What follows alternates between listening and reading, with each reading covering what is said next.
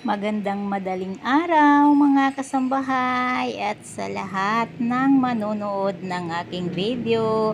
2:30 AM pa lamang ito, late upload. Ang video kong ito ay nung Sunday.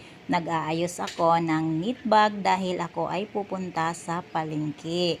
Tuwing namamalengke ako ay mayroon talaga akong mga dala ng mga knit bag upang lagayan ng aking mga pinamili. Ang bibilhin ko ngayon ay mga isda para hindi na ako mag-uuwi ng basura kung ipaplastic pa ang aking pinamili, at may timba rin ako at nilagay ko na ito sa sasakyan para kami ay aalis na. Aalis kami ng bahay ng 2:45 dahil 10 minutes lamang ang biyahe galing sa bahay papuntang palengke, at nandito na nga kami, nagbibiyahe na papuntang palengke.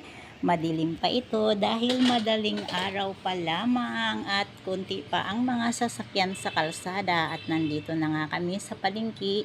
Yan ang aking mga nadaanan, mga prutas at kung ano pa. Diretso kaagad kami dito sa suki kong bangos. Ayan, nagpatimbang na agad ako ng bangos, tapos babalikan ko na lamang yan, at namili na ako dito ng isdang salmonete.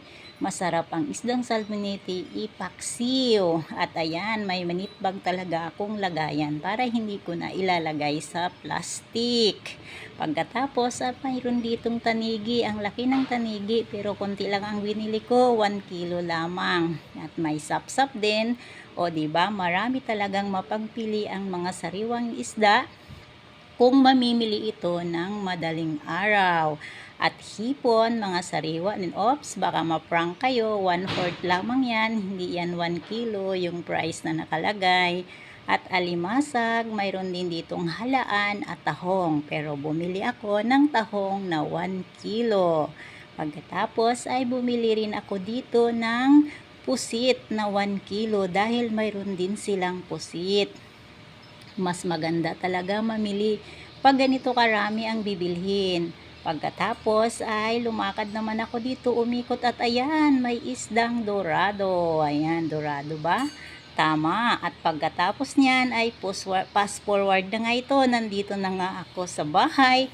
At nalinis ko na lahat ng mga pinamili kong isda. Ayan, ang dami kong nabibiling isda.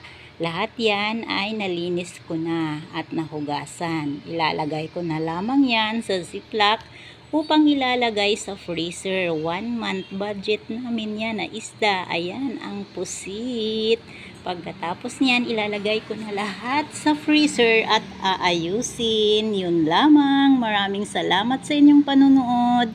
Sana huwag kayong magsawang panoorin ang aking mga video. Bye!